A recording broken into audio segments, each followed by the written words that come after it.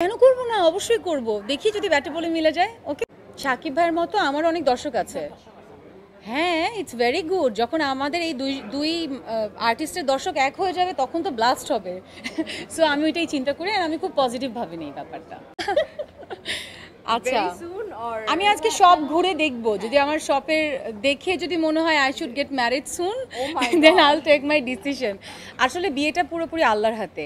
যতক্ষণ না আল্লাহ তোমাকে ওই হেদায়েত দান করবেন ততক্ষণ আসলে বিয়ে শাদী নিয়ে no, I don't have any plan for anything. না, আপাতত এটা লাগবে। বাট আমি যখন আমি চিন্তা করব যে না এখন বিয়ে করা উচিত তখন আসলে ভাববো। এখন ভাবছি না, এখন শুধু ভাবছি যে ভালো কিছু কাজ দিতে চাই, দ্যাটস ইট। আমি তো আমি খুব গল্প পাগল একটা আর্টিস্ট। মানে আমার যদি গল্প পছন্দ হয়, আমি এমন দেখেছি অনেক বড় বড় ডিরেক্টর 2-3টা সিন আমাকে ডিরেকশন দিয়ে আর থার্ড সিনে ডিরেকশন দিতে হয়নি, বিকজ আমি ক্যারেক্টারে ঢুকে যাই।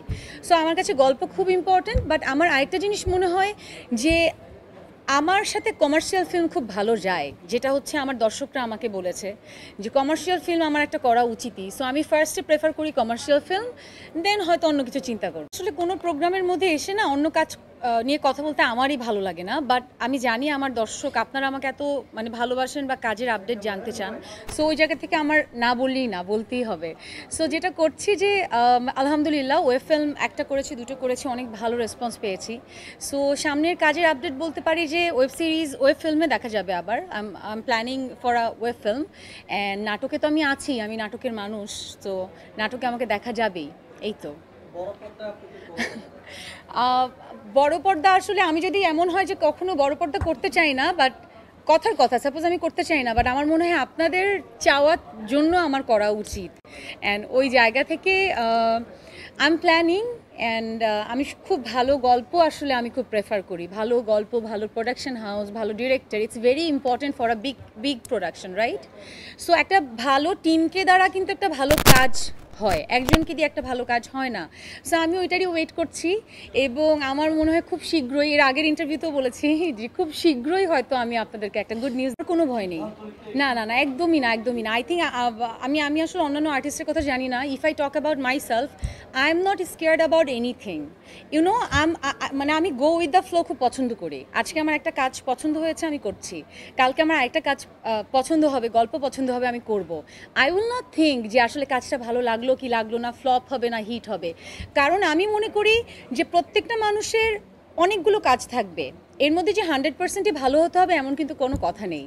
এবং 1% যদি খারাপ হয়, that doesn't mean that I will give up. আমার যদি একটা খারাপ কাজ হয়, I will not give up. আমি নেক্সট কাজটা ট্রাই করবো আরও ভালো করে করার। সো যেই মানুষটার আসলে থিঙ্কিং লেভেলটা এরকম থাকে, আমার মনে হয় তাদের কোনো কাজে ভয়টা আসলে কাজ করে না। এটা আমার দর্শক বলতে পারবে ভালো, বাট আমি আলহামদুলিল্লাহ I am so blessed as an artist যে আমি যখন যার সাথে আমার কাজ হয় বা কাজ করেছি সবার সাথেই আমি ভালো রেসপন্স পেয়েছি। সো ওই জায়গা থেকে আমি আসলে স্পেসিফিকলি কারো নাম বলতে পারি না, বাট আপনারা চাইলে বলতে পারেন। বাট আমার কাছে সবার সাথেই কাজ করতে ভালো লাগে। বাই দ্য ওয়ে, হ্যাঁ, নিশু ভাই তো আসলে এখন নাটক করছে না। সো নিশু ভাইয়ের সাথে কাজ এখন হওয়ার সম্ভাবনা খুবই কম। আমি যখন ফিল্ম করব তখন একসাথে কাজ হবে। সে যেমন অনেক প্রোগ্রাম অ্যারেঞ্জ করে, তো কখনোই সে আমাকে আসলে ভুলে যায় না, বা সে সবসময় চায় যে মিররের পার্ট হয়ে প্রোগ্রামগুলোতে আমি অ্যাটেন্ড করি। সো হ্যাঁ, সো ওই জায়গা থেকে আমিও চেষ্টা করি সবসময় যে মিররের যে কোনো প্রোগ্রামে আমি যদি অ্যাটেন্ড করতে পারি, then I will feel good. So এবারও তার ব্যতিক্রম নয়। এবার এসছি, অ্যান্ড ব্রাইডাল ফেস্টিভ মানেই তো আসলে ইটস আ বিগ ফেস্টিভ আসলে। সো ব্রাইডাল ফেস্টিভ আমার দেখতে এমনি ভালো লাগে, আর নিজে যদি সেটার পার্ট হয়ে আসতে পারি তাহলে তো আরও ভালো লাগে। সো ওই জায়গা থেকে আসলে আসা এবং খুব ভালো লাগছে। আরও সব ভিজিট করব, তখন আরও ভালো মতো বলতে পারবো।